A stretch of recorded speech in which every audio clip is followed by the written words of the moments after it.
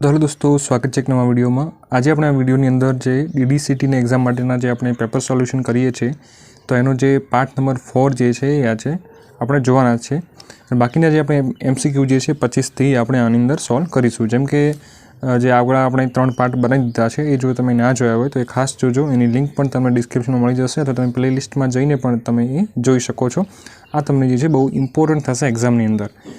Okay, તો આપણે start કરીએ। તો આની અંદર જે છે શરૂઆતનો પહેલો જે MCQ જોયું કે નીચેનામાંથી કયા તરંગો વિદ્યુત ચુંબકીય તરંગો નથી, એટલે કે which of the following is not type of electromagnetic wave. હવે ઇલેક્ટ્રોમેગ્નેટિક વેવ શું છે એના વિશે થોડું આપણે પહેલાં જોઈએ, થોડી થિયરી જોઈએ, પછી તમને આ MCQ જે છે એકદમ ઇઝી લાગશે। તો જેમ કે જે વેવ છે મેઇનલી બે ટાઈપના હોય, એક ઇલેક્ટ્રોમેગ્નેટિક વેવ હોય અને બીજું હોય મિકેનિકલ વેવ, બરાબર। ઇલેક્ટ્રોમેગ્નેટિક વેવ એટલે એવા વેવ કે જેને પસાર થવા માટે ડુ નોટ રિક્વાયર્ડ મીડિયમ, એમને કોઈ માધ્યમની જરૂર પડતી નથી। જેમ કે પ્રકાશ છે, એક્સરે છે, UV રેડિયેશન છે, આલ્ફા બીટા ગામા છે, તો એમને પસાર થવા માટે કોઈ પણ મીડિયમ મતલબ જરૂરી નથી। જેમ કે લાઇટ છે તો એ સૂર્યમાંથી લાઇટ આપણા સુધી આવે છે તો વચ્ચે કોઈ પણ મીડિયમ નથી, વેક્યુમ છે છતાં પણ આપણે જોડે લાઇટ આવે છે, તો એક લાઇટ છે ને એ ઇલેક્ટ્રોમેગ્નેટિક વેવનું ઉદાહરણ કહેવાય। પછી છે મિકેનિકલ વેવ। તો મિકેનિકલ વેવ એટલે કે એવું વેવ કે જેને પસાર થવા માટે મીડિયમની જરૂર પડે। જેમ કે સાઉન્ડ છે તો સાઉન્ડને પસાર થવું છે તો એક મીડિયમ જરૂરી છે, જેમ કે હવા છે।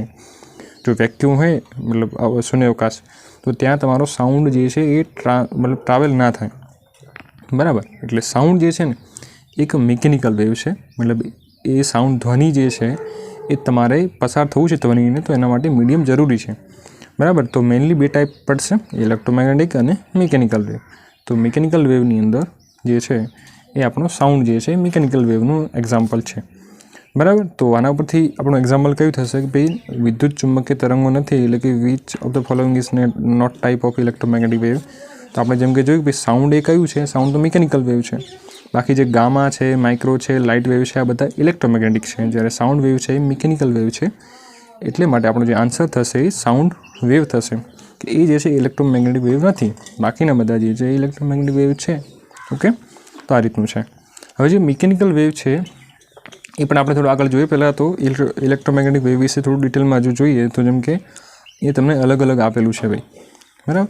જેમ કે ઇન્ફ્રારેડ હોય છે, વિઝિબલ લાઇટ છે, બરાબર। તો એમની અહીંયા તમે જો ભાઈ એક્સરે છે, ગામા રેસ છે, અલગ અલગ છે। તમને આ ઇલેક્ટ્રોમેગ્નેટિક વેવના એક્ઝામ્પલ તમને અહીંયા આપેલા છે ભાઈ ક્યાં ક્યાં યુઝ થાય છે, બરાબર। એક્સરે જે છે આપણે એક્સરેમાં જ્યારે મતલબ એક્સરે કરાવવાનો હોય ત્યારે જેમાં જે યુઝ થાય છે વેવ એ આપણા એક્સરેસ છે, એ કેવા છે ઇલેક્ટ્રોમેગ્નેટિક વેવ જ છે। પછી માઇક્રોવેવ ઓવન હોય એમાં આપણે યુઝ કરતા હોઈએ છીએ, બરાબર। તો ઘણું બધું જે છે આપણે ઇલેક્ટ્રોમેગ્નેટિક વેવ જે છે એને ઉદાહરણ છે આપણી રિયલ લાઈફની અંદર પણ, બરાબર। તો આ બધા થઈ ગયા ઇલેક્ટ્રોમેગ્નેટિક વેવ।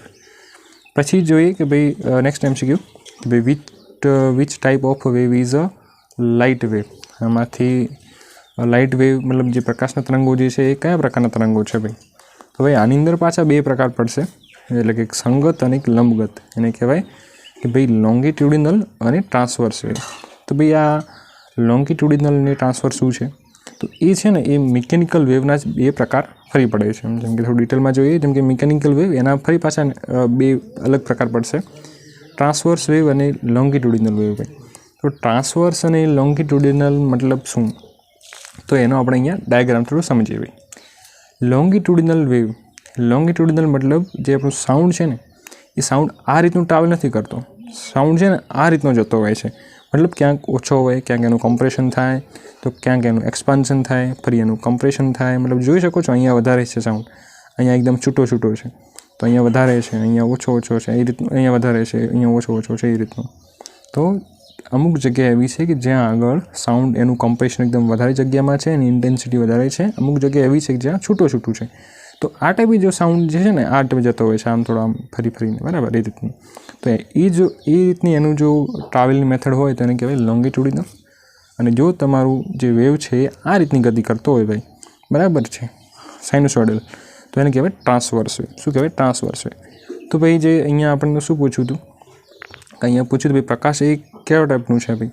તો પ્રકાશ તમારો જે છે ને એ આ ટાઈપે જતો હોતો નથી, તમારો પ્રકાશ આપણે કઈ રીતનો જતો હોય છે? પ્રકાશ જે છે આ રીતનું ગતિ કરતો હોય છે, એટલે આપણો કેવો થશે? ટ્રાન્સવર્સ વેવ થશે। શું થશે ભાઈ? જે આપણું પ્રકાશનું તરંગ જે છે એ કેવું છે? ટ્રાન્સવર્સ છે એને કહેવાય લંબગત. શું કહેવાય? લંબગત. ઓકે, તો આ તમને MCQમાં ખબર પડી છે ભાઈ. નેક્સ્ટ આપણે જે છે જોઈએ. નેક્સ્ટ આપણું જે MCQ જે છે એ છે કે ભાઈ ધ્વનિના તરંગોની આવૃત્તિ 2 કિલોહર્ટ્ઝ હોય અને તેની તરંગ લંબાઈ 2 મીટર હોય તો ધ્વનિ તરંગોનું વેગ એનું ઝડપ શું થાય, એની સ્પીડ શું થાય ભાઈ? બરાબર. The frequency of sound wave is 2 kilohertz and its wave length is 2 metre. What is the speed of sound? તો એ સાઉન્ડ વેવની સ્પીડ શું છે ભાઈ? તો એ સ્પીડ તમારે ફાઇન્ડ કરવા માટે એક સૂત્ર છે ભાઈ, સ્પીડ બરાબર વેવ લેન્થ ગુણ્યા ફ્રીક્વન્સી. આ બંને ડેટા તમને અહીં આપેલો છે. સિમ્પલ તમારે એની વેલ્યુ પુટઅપ કરવાની છે. તમારો આન્સર જે છે ફટાફટ આવી જશે. સૂત્ર શું છે ભાઈ? સ્પીડ ઓફ સાઉન્ડ એટલે કે V બરાબર અહીંયા જે આ સિમ્બોલ છે લેમ્બડા, એને કહેવાય લેમ્બડા, અને અહીંયા F એટલે કે ફ્રીક્વન્સી. તો સ્પીડ ઓફ સાઉન્ડ બરાબર જે વેવ લેન્થ ગુણ્યા ફ્રીક્વન્સી. બરાબર, વેવલેન્થ ગુણ્યા ફ્રીક્વન્સીનું સૂત્ર છે. તો જેમ કે વેવલેન્થ કેટલી આપી છે ભાઈ અહીંયા? તો અહીંયા વેવલેન્થ તમને આપી છે ભાઈ, વેવલેન્થ ઇઝ 2 મીટર. આપણે શું કર્યું? અહીંયા સૂત્ર લખ્યું. બરાબર, તમને અહીંયા વેવલેન્થ કેટલી આપી છે? 2 મીટર.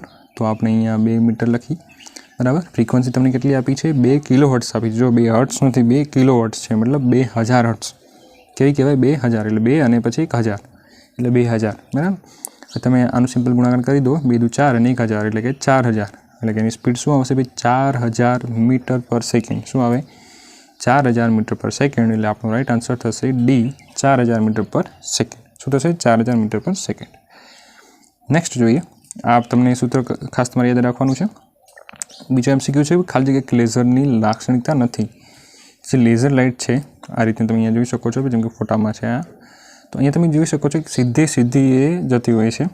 તો એના ગુણધર્મો શું હોય છે? એક તીવ્ર અને એક સમકલાબદ્ધ પ્રકાશનું બીમ છે કે અને એક સુરક્ષિત દિશામાં જ એક ગતિ કરે છે. ક્યાંય પણ એ આડાઅવળી થતી નથી.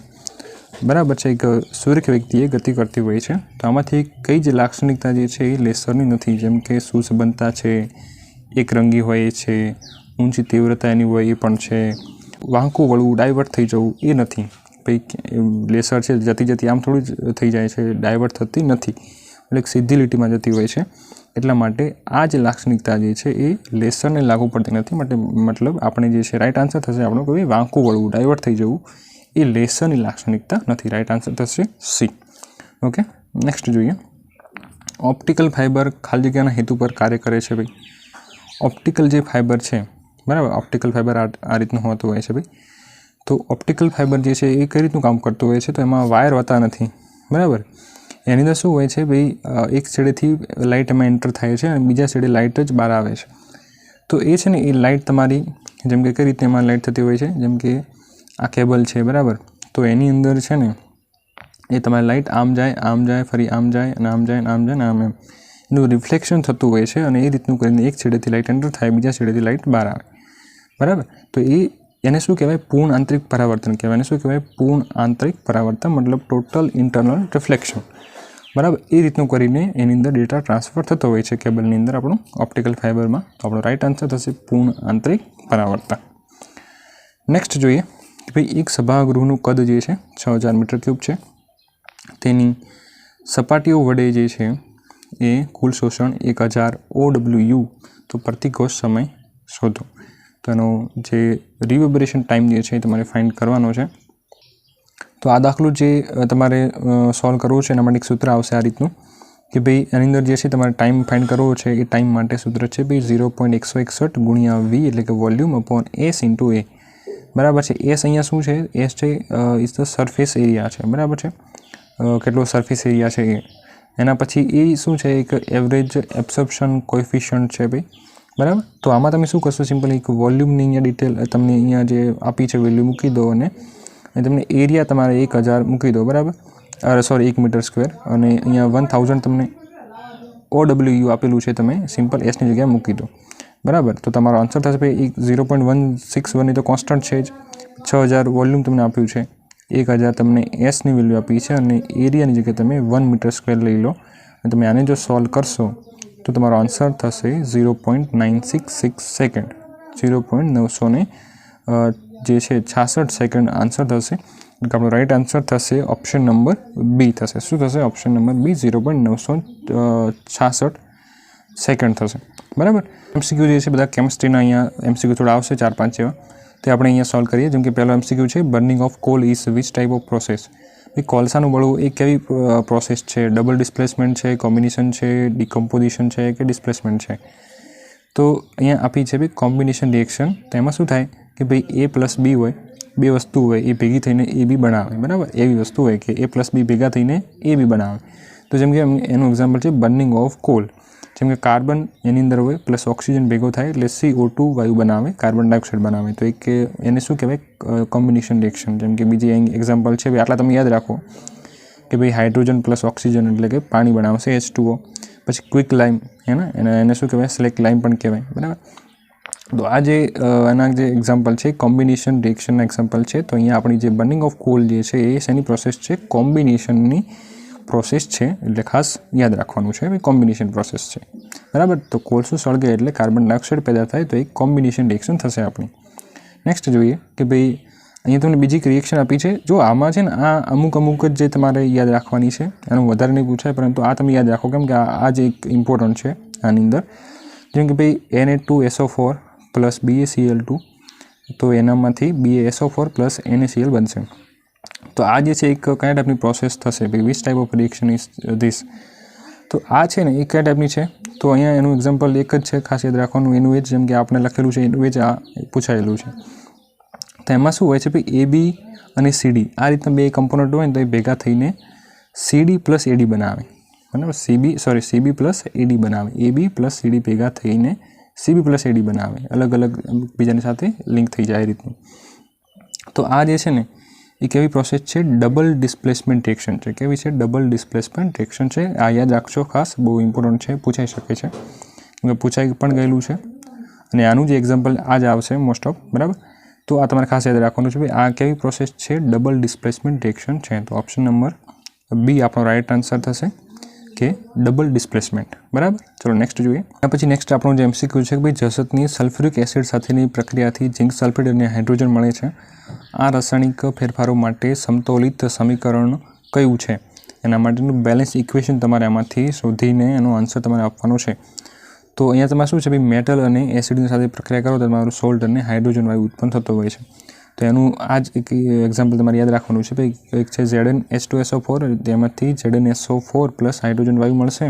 અને બીજું છે ભાઈ zinc plus HCl hydrochloric acid, એ બંને ભેગું થઈને ZnCl2 અને હાઇડ્રોજન વાયુ પેદા થશે, બરાબર. મેટલ પ્લસ એસિડ ભેગા થઈને સોલ્ટ અને હાઇડ્રોજન વાયુ આપે છે. તો આમાંથી કયું એક્ઝામ્પલ જે છે બેલેન્સ છે અને એક આ રીતનું છે. તો એમાંથી જે આપણું ઓપ્શન નંબર સી જે છે અહીંયા તમને આપેલું જ છે ભાઈ. આમાં આપણે જે છે લખેલું છે એમાં પણ આ બંને એક્ઝામ્પલ તમારે યાદ રાખવાના, બંને મોસ્ટ ઇમ્પોર્ટન્ટ છે, એમાંથી જ આવશે મોસ્ટ ઓફ. તો તમારે ZnH2SO4 અને એમાંથી શું આપશે, ZnSO4 પ્લસ હાઇડ્રોજન વાયુ આપશે. એટલે ઓપ્શન નંબર સી આપણું રાઇટ આન્સર થશે. આ બંને એક્ઝામ્પલ અહીંયા યાદ રાખશો. ધારો કે આ એક ઓપ્શન આપણે આવી શકે અથવા ના આવે તો ZnHCl એમાંથી ZnCl2 અને હાઇડ્રોજન વાયુ પેદા થશે. તો એ પણ આપી શકે છે, બરાબર. તો આપણો અહીંયા રાઇટ આન્સર થશે સી. ઓકે, નેક્સ્ટ જોઈએ કે ભાઈ the outer layer of the teeth is made up of, મતલબ આપણું જે દાંતનું જે આઉટર લેયર છે શેનું બનેલું હોય છે. જે આપણું આઉટર લેયર જે દાંતનું હોય છે તો એ શેનું બનેલું હોય છે, કેલ્શિયમ ફોસ્ફેટનું બનેલું હોય છે. શેનું બનેલું હોય છે, કેલ્શિયમ ફોસ્ફેટ. એટલે આપણો રાઇટ આન્સર થશે ડી, કેલ્શિયમ ફોસ્ફેટ. તો એ કયા ક્ષારની જલીય દ્રાવણની pH 7 હોય છે.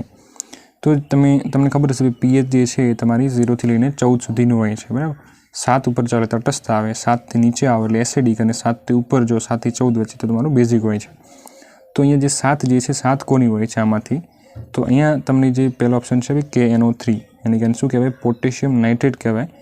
તો એની જે pH જે છે એ 7 હોય છે. કેટલી હોય છે, 7 હોય છે. આપણો રાઇટ આન્સર થશે KNO3 એટલે કે પોટેશિયમ નાઇટ્રેટ, બરાબર. નેક્સ્ટ જોઈએ ભાઈ ધાતુ ઓક્સાઇડ પ્લસ એસિડ ભેગા થઈને શું આપે તમને. તો ધાતુ ઓક્સાઇડ પ્લસ એસિડ તમે ભેગા કરો તો એ તમને ક્ષાર આપશે અને પાણી આપશે. શું આપશે, ક્ષાર આપશે, સોલ્ટ આપશે અને પાણી આપશે. શું આપશે, ક્ષાર અને પાણી આપશે તમને. તો ધાતુ ઓક્સાઇડ પ્લસ એસિડ એટલે કે તમને ક્ષાર અને પાણી આપશે. એટલે ઓપ્શન જે બી છે જે આપણો રાઇટ આન્સર થશે. નેક્સ્ટ છે ભાઈ સોડિયમ ઝિંકેટનું અણુસૂત્ર શું છે, મતલબ એનું કેમિકલ ફોર્મ્યુલા શું છે ભાઈ સોડિયમ ઝિંકેટ. તો સોડિયમ ઝિંકેટને આપણે આ રીતનું દર્શાવતા હોઈએ છીએ ભાઈ Na2ZnO2. શું કહેતા હોય છે એને, Na2ZnO2. ખાસ યાદ રાખવાનું છે, બરાબર. ભાઈ એમાં જો અલગ અલગ તમને કન્ફ્યુઝ કરવા માટે એવા સેમ છે, બરાબર. એટલે ખાસ યાદ રાખવાનું ભાઈ Na2ZnO2. બરાબર, ખાસ યાદ રાખવાનું ભાઈ 37 નંબરમાં બી ઓપ્શન રાઈટ આન્સર છે. પછી ભાઈ ફ્લોરિનની બાહ્યતમ કક્ષામાં કેટલા ઇલેક્ટ્રોન હોય છે? તો જે ફ્લોરિન છે તો ફ્લોરિનનો પહેલાં જે એનો જે એટોમિક નંબર જે છે એ શું છે ભાઈ? ફ્લોરિન છે 9મા ક્રમ ઉપર આવે છે ભાઈ ફ્લોરિન. એનો જે અણુ જે છે સોરી એટોમિક નંબર આપણે કહીએ તો એનો શું છે 9 નંબર છે. તો અહીંયા તમે એમાં 9 નંબર ઉપર છે, એમાં 9 ઇલેક્ટ્રોન છે. તો એમાં જે આઉટર મોસ્ટ જે એની કક્ષા જે છે ભાઈ સેલ, બરાબર, તેમાં કેટલા ઇલેક્ટ્રોન છે તમે અહીંયા જોઈ શકો છો. જેમ કે પહેલી કક્ષા છે એમાં તો 2 છે, અહીંયા આઉટર મોસ્ટ છે એમાં અહીંયા કેટલા છે તમે જોઈ શકશો. અહીંયા જે 2 + 2 4, 2 6 અને 1 7, કેટલા થયા? 7 થયા. તો આઉટર મોસ્ટમાં કેટલા ઇલેક્ટ્રોન છે ભાઈ? 7 ઇલેક્ટ્રોન છે ફ્લોરિનની બાહ્યતમ કક્ષામાં, બરાબર. તમે જોઈ લીધું કે ભાઈ અહીંયા 7 ઇલેક્ટ્રોન છે, તો તમારો રાઈટ આન્સર પણ 7 જ થશે. એટલે 38માં બી ઓપ્શન રાઈટ આન્સર છે ભાઈ. નેક્સ્ટ જોઈએ કે ભાઈ નીચેના પૈકી કઈ પદ્ધતિ લોખંડની સાંતળવાની તવીને કાટ લાગવાથી અટકાવી શકે છે, જેનું ક્ષારણ થાય છે, મતલબ કાટ લાગવાથી બચાવી શકે એવી મેથડ આમાંથી કઈ છે? તો એના માટે આપણે શું કરતા હોઈએ છીએ? નોર્મલી ઝીંકનું જે સ્તર જે છે એ આપણે લગાવતા હોઈએ છીએ ભાઈ. ઝીંકનું લેયર લગાવવામાં આવતું હોય છે ભાઈ, બરાબર. અહીંયા ગ્રીઝ લગાવવામાં નથી આવતું, પરંતુ ઝીંક જે છે એનું લેયર લગાવવામાં આવતું હોય છે, જેથી કરીને કાટ ના લાગે અને સુરક્ષિત રહે, બરાબર. ચલો નેક્સ્ટ, જો ભાઈ સૌથી વધુ ટીપી શકાય તેવી ધાતુ કઈ છે કે તમે એને સૌથી વધુ ટીપી શકો છો? અહીં તમે સોનું જોયું છે, બરાબર છે, અને તમે વધારે ટીપી શકો છો એટલે એનામાંથી આભૂષણો બનાવી શકાય છે. બાકી તમે કોઈ એટલી મેટલ જે છે તમે વધારે ટીપી શકતા નથી. તો સોનું જે છે ને આપણો રાઈટ આન્સર થશે કે ભાઈ એને તમે વધારે ટીપી શકો છો, બરાબર છે. તો રાઈટ આન્સર છે આપણું એ. એના પછી આ ટાઈપનો ક્વેશ્ચન પૂછવામાં આવ્યો હતો ભાઈ કે ખાલી જગ્યા યોગ્ય ડેટા ટાઈપ MS એક્સેલમાં નથી. આ મતલબ એનો જે આન્સર કીમાં પણ આન્સર નથી, અને આપણે આમાં આ ક્વેશ્ચન વાંચીએ તો આપણને સમજવામાં પણ એવું તકલીફ થાય છે ભાઈ એ શું કહેવા માગે છે, બરાબર. તો આનો આન્સર જે છે આન્સર કીમાં પણ નથી, અને એમાં સમજવામાં પણ ખબર પડતી નથી આપણને. તો આ જે છે આપણે એને સ્કીપ કરીશું. આના વિશે જે કોમ્પ્યુટર વિશે ક્વેશ્ચન આવશે એના આપણે આગળ જોઈએ તો એ તમને ખાસ એમાં વધારે ખબર પડશે. જેમ કે અહીંયા MCQ છે ભાઈ MS પાવર પોઈન્ટમાં વધુમાં વધુ મેક્સિમમ ઝૂમ કેટલા ટકા તમે કરી શકો છો ભાઈ? તો જે અહીંયા તમે જોશો ને ભાઈ MS પાવર પોઈન્ટ, તો એમાં અહીંયા તમને નીચે એક આ રીતનું આપેલું હોય છે, તમે ઝૂમ કરી શકો છો ભાઈ એને પેજને, તમારી જે PPT છે એને. તો મેક્સિમમ તમે કેટલું કરી શકો છો એની અંદર? તો એમાં તમે મેક્સિમમ 400% તમે એમાં ઝૂમ કરી શકો છો. કેટલું કરી શકો છો? 400%. બરાબર, તમે ખાસ યાદ રાખવાનું ભાઈ કે ઝૂમ તમે જે છે મેક્સિમમ કેટલું કરી શકો એમાં એની અંદર 400% તમે કરી શકો છો, બરાબર. નેક્સ્ટ જોઈએ ભાઈ નીચે પૈકી કયું MS વર્ડમાં નથી? તો MS વર્ડ જે છે એક સોફ્ટવેર છે, એપ્લિકેશન સોફ્ટવેર. તો એની અંદર તમે એમાં શું નથી હોતું? તેમાં ફોન્ટ પણ હોય છે, ઇટાલિક એક ફોન્ટની સ્ટાઇલ છે એ પણ હોય છે, એમાં બોલ્ડ તમે ફોન્ટ કરી શકો છો. એમાં મેજિક ટૂલ જે છે આ હોતું નથી. શું હોતું નથી? મેજિક ટૂલ હોતું નથી. એટલે રાઈટ આન્સર થશે મેજિક ટૂલ. પછી જ ભાઈ CPU છે એ શેનું બનેલું છે ભાઈ? તો આપણું જે કોમ્પ્યુટર છે તેના પાર્ટ્સમાં એક CPU આવે છે જે આપણું મેઇન છે, જેને કોમ્પ્યુટરનું મગજ કહેવાય. તો CPU શેનું બનેલું હોય છે? તો એની થોડી બેઝિક માહિતી જોઈએ. જેમ કે CPU જે છે એની અંદર આટલા બધા આપણે જે કોમ્પ્યુટરમાં નોર્મલી જોયું એનું બેઝિક ડાયાગ્રામ, કે એમાં શું હોય? એક ઇનપુટ ડિવાઇસ હોય, એક આઉટપુટ ડિવાઇસ હોય. એટલે તમે ઇનપુટ આપો જેમ કે માઉસ છે, કીબોર્ડ છે, પછી આઉટપુટ તમારું જેમ કે પ્રિન્ટર છે, અને માઇક છે, જે સ્પીકર છે એ આઉટપુટ ડિવાઇસ થઈ ગયા, બરાબર. પછી જે આપણું સેન્ટ્રલ પ્રોસેસિંગ યુનિટ તમને અહીં આપ્યું છે ભાઈ, તો એમાં શું શું હોય છે? તો એમાં એક એરિથમેટિક એન્ડ લોજિક યુનિટ હોય છે, બરાબર. પછી એક શું હોય? કંટ્રોલ યુનિટ હોય, CU હોય. અને એક શું હોય? એરિથમેટિક એન્ડ લોજિક યુનિટ હોય, બરાબર. એની અંદર એક રજિસ્ટર પણ હોય છે, બરાબર. તો આ જે છે ને પોર્શન એ આપણો CPUનો ભાગ થઈ ગયો ભાઈ. એમાં CPUમાં આટલું હોય, એક મતલબ કંટ્રોલ યુનિટ હોય ને એક એરિથમેટિક એન્ડ લોજિક યુનિટ હોય, બરાબર. આ બંને પોર્શન જે કમ્પ્યુટર આપણે CPUની અંદર હશે. બાકી એના વગર પણ શું હોય છે? મેઇન મેમરી પણ હોય છે, સેકન્ડરી મેમરી પણ હોય છે, જેમ કે RAM ROM છે. તો બાદમાં એક્સટર્નલ મેમરી એની અંદર છે, જેમ કે DVD CD છે, એ બધી એક્સટર્નલ મેમરી, બરાબર. તો આ રીતની જે આટલું જે આપણું છે એ મેઇન કોમ્પ્યુટરમાં હોય છે. તો CPUમાં શું છે ભાઈ? આટલું હોય કે ભાઈ એરિથમેટિક એન્ડ લોજિક યુનિટ હોય અને કંટ્રોલ યુનિટ હોય. તો અહીંયા પર રાઈટ આન્સર શું થશે ભાઈ? કે ભાઈ CPU શેનું બનેલું છે? તો ભાઈ CPUમાં RAM ROM એ ના એ રીતનું એ તો છે જ, પરંતુ શેનું બનેલું છે મેઇન? ભાઈ ROM અને ALUનું ના. તો શેનું બનેલું છે? કંટ્રોલ યુનિટ એમાં આવે, અને એક આવે એરિથમેટિક એન્ડ લોજિક યુનિટ આવે. શું આવે? એરિથમેટિક એન્ડ લોજિક યુનિટ અને કંટ્રોલ યુનિટ. આ જે પોર્શનથી આપણું CPU જે છે બને છે, બરાબર. મેઇન પાર્ટ્સ એ છે. એટલે 44માં આપણો રાઈટ આન્સર છે એ. નેક્સ્ટ જોઈએ કે ભાઈ નીચે પૈકી માંથી કયું જે છે OS એટલે કે ઓપરેટિંગ સિસ્ટમ નથી? જો જેમ કે ઓપરેટિંગ સિસ્ટમ શું છે? જેમ કે કોમ્પ્યુટરમાં એક આપણી ઓપરેટિંગ સિસ્ટમ હોય. તો જેમ કે અલગ અલગ ઓપરેટિંગ સિસ્ટમ હોતી હોય છે અમુક છે, જેમ કે એપલ છે ભાઈ, બરાબર, લિનક્સ છે, है ने उबंटू जेम के जूनी सिस्टम थी अपने स्कूल में ज्यारे रहता त्यारे उबंटू सिस्टम थी बहुत चाल एकदम हैंग थती नवी तो ये तमने खबर है भाई माइक्रोसॉफ्ट है भाई आ बधी ऑपरेटिंग सिस्टम है शू ऑपरेटिंग मतलब एक कॉम्प्यूटर में एक सॉफ्टवेर है एना वडे बधुं चालतुं होय छे मेन हेन्डलिंग बराबर तो एक ऑपरेटिंग सिस्टम है तो यूनिक्स जे छे एक ऑपरेटिंग सिस्टम है बराबर आमां तमने आपेलुं छे भाई यूनिक्स लिनक्स है पण एक ऑपरेटिंग सिस्टम है MS DOS है ये पण एक अहींया शुं आपेलुं छे MS DOS है ये पण एक शुं छे ऑपरेटिंग सिस्टम है माइक्रोसॉफ्ट ऑफिस हवे माइक्रोसॉफ्ट ऑफिस ये छे ये ऑपरेटिंग सिस्टम नथी एक शुं छे एक एप्लिकेशन सॉफ्टवेर है जेनी मददथी तमे एमां कोईक डॉक्यूमेंट तमे रेडी करी शको जेम के PPT बनावी है एक्सेल शीट बनावी है बराबर MS वर्ड कोई बनाव मतलब वर्ड फाइल कोई बनावी है तो तमे ये एप्लिकेशन सॉफ्टवेर आवी गयुं आ बधी जे ऑपरेटिंग सिस्टम है भाई तो ये अलग पड़े एटले ऑपरेटिंग सिस्टम जे छे माइक्रोसॉफ्ट ऑफिस अपनी ऑपरेटिंग सिस्टम नथी राइट आंसर है आपनो डी बराबर। नेक्स्ट जोईए नेक्स्ट MCQ में एवं पूछ्યું છે भाई क्यू प्रदूषक सामान्य रीते शिशुओं में ब्लू बेबी सिंड्रोम साथे संकળાયેલું છે भाई तो ब्लू बेबी सिंड्रोम શું છે तो कि भाई blue baby syndrome also known as a cyanosis और आ जे છે भाई आपेલું છે भाई तो इज अ कंडीशन दैट आ બધું बायोलॉजीનો વર્ડ છે બહુ પારા બરાબર तो ये causes a baby skin to appear blue और पर्पल मतलब एक आ टाइपनो एक रोग कहेवाय कि भाई जे छोकरू होय तो एनु जे स्किन है ने ए ब्लू और पर्पल कलरनी थई जाए तो एक है ब्लू बेबी सिंड्रोम एने कहेवाय आ सेनाथी थतुं होय छे तो एक एने कहेवाय आ रीतनुं जे एक होय बराबर पदार्थ तो आपणे आने शुं कहीशुं तो आने आपणे कहीशुं नाइट्रेट शुं कहेवाय एने नाइट्रेट आ छे ने आ जो मतलब एक सोल्ट है ए टाइपनुं जो आई जाए भाई आपणा खावानी अंदर तो एमां ब्लू बेबी सिंड्रोम थई जतुं होय छे जेथी मतलब शुं थाय स्किन जे छे ए ब्लू अने पर्पल कलरनी थई जाए तो ए शांति थाय नाइट्रेट थी थाय आ जे छे पदार्थ शुं छे एनुं नाम नाइट्रेट छे शुं छे नाइट्रेट तो नाइट्रेट थी ब्लू बेबी सिंड्रोम थतुं होय छे राइट आंसर है आपनो ऑप्शन नंबर डी बराबर।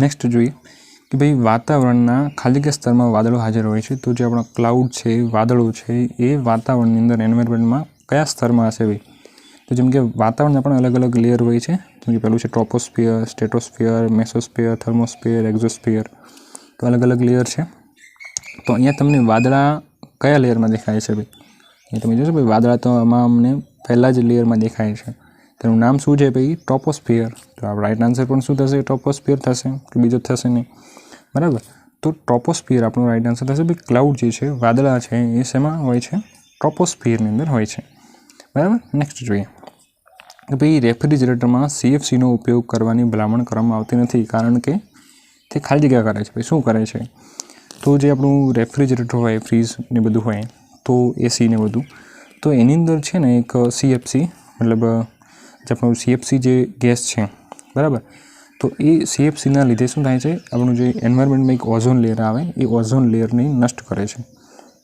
शुं करे छे ओझोन लेयर ने मतलब एने नष्ट करे छे एमां जेम के अहींया तमे जे सूर्यमांथी जे प्रकाश आवतो होय छे तेमांथी धारो के जे अल्ट्रावायोलेट जे रेडिएशन आवे ने ए आपणे नथी आवतुं केम के ओझोन लेयर एने शोषी ले छे जो ओझोन लेयर ज नहीं होय तो सूर्यमांथी UV किरणों अपना बॉडी पर आवशे शरीर पर पड़शे तो आपणे रोग थशे तो हवे ओझोन लेयर बहु जे छे ने बहु एमां मतलब गाबड़ा थया छे बोलो तो एमां नुकसान थई रह्युं छे एनुं लेयर बहु घटी रह्युं छे तो शेना लीधे तो कि जे अपने रेफ्रिजरेटर में जो CFC नो जो उपयोग करीए छे एना लीधे बराबर तो ये ओझोन स्तर जे छे क्षीण करे छे अने घटाडे छे एटले ज तो मेन जो आपणुं कारण छे ए शुं छे भाई CFC नो उपयोग भाई ओझोन स्तर ने क्षीण करे छे बराबर तो आपणो राइट आंसर C छे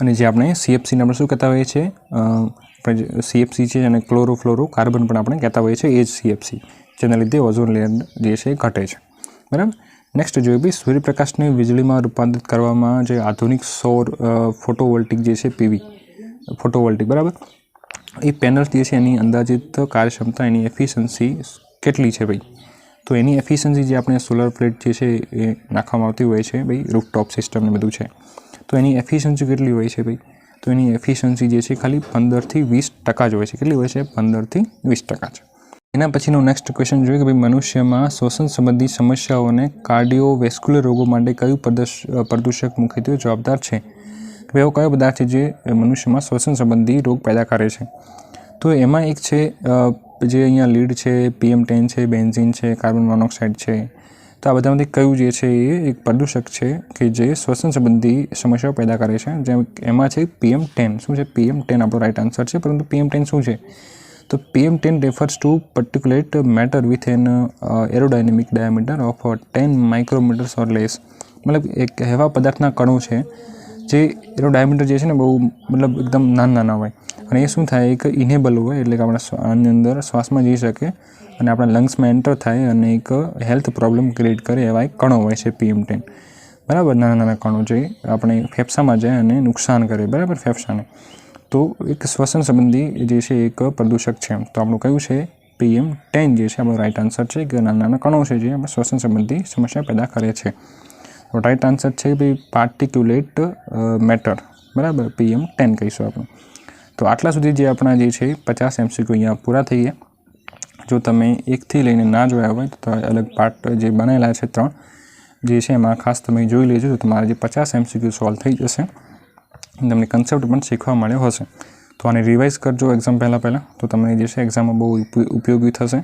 અને ચેનલને સબસ્ક્રાઈબ ખાસ કરજો, તમારા મિત્રો સુધી પણ વિડીયો શેર કરજો, જેથી કરીને એમને પણ સારા માર્ક્સ આવે. જો તમે એક્ઝામમાં સારા માર્ક્સ લાવશો તો તમારે એડમિશન પણ સારી કોલેજમાં થશે. તો આઈ હોપ કે તમને જે આટલા સુધી ખબર પડી છે, તમને સારું સોલ્યુશન મળ્યું છે. તમને કેવું લાગ્યું એ તમે કોમેન્ટમાં રજૂ કરજો. ભાઈ અમને આમાંથી મતલબ સારું શીખવા મળ્યું. તમારું પેપર સોલ્યુશન પણ જે છે 50 MCQ પહેલાં જે હતા આપણે બેઝિક સાયન્સ એન્ડ એન્જિનિયરિંગના, એ તમારા સોલ્વ થઈ ગયા છે, બરાબર છે. તો આઈ હોપ કે તમને વિડીયો સરસ લાગ્યો હશે. તો ચેનલને સબસ્ક્રાઈબ ખાસ કરજો અને લાઇક પણ કરી દેજો. તો મળે નેક્સ્ટ વિડીયોમાં. ત્યાં સુધી જય હિન્દ, જય ભારત.